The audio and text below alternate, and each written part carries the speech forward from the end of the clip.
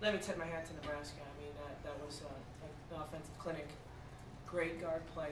I just thought that Lindsey Moore and Dominic Kelly just absolutely just obliterated us with not so much the actual act of what they did, which was impressive, but just the decision making and the poise that they had.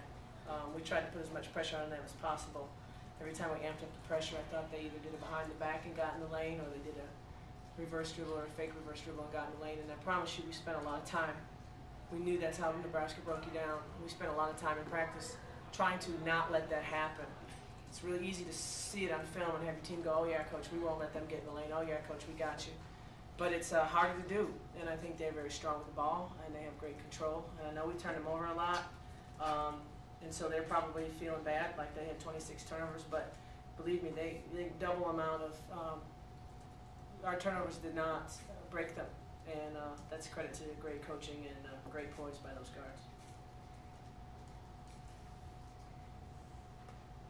Any questions? You said you focused on them preparing for the game. Did you go into it with the idea that you were going to double more as much as you did? Well, yeah, we have different presses, so sometimes it's single coverage and sometimes it's double. We definitely, you know, if you'd have told me that we would turn them over 26 times, I would not have thought they would have dropped 99 on us. And that was a heck of an offensive show by them with their percentage. And so every time they didn't turn it over, I mean, you know, if they shot 63, 64%, it was either, you know, feast or famine. We had to turn them over or they were going to hit a very high percentage of their shots. And so, you know, I was rolling the dice and trying to conserve energy and picking my spots, but they really did make some just incredible plays, but I would say 80% of them were when they got a piece of the paint on us. Their guards getting a piece of the paint and a dump off or a finding for the three just breaks us down. And they knew that that was, you know, that's their style. We know that they do it. They take what we say top foot. Instead of going driving baseline, they go top foot a lot and go middle. And you would be surprised how much time we spent on that. That's why I'm so disappointed right now, because they got us, we were prepared for it, but we were just mentally prepared, and I don't think we were physically prepared for how hard it was going to be. You guys kind of made a run there at the end of the half. What changed there to start the second half? It looked like that's when they pulled away a little bit.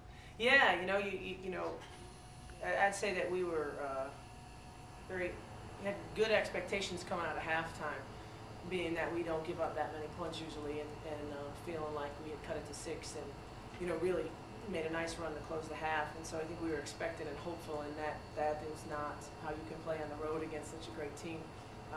You got to be a little bit more determined, and I felt like I had this hopeful, expectant, we can do this, you know, attitude, which is great. But you know, we need to get past that at Miami. We don't want to be hopeful and expectant and proud of ourselves for give a great effort. I mean, we gotta actually change and do some things and be a more physical team, and that didn't show up in the second half.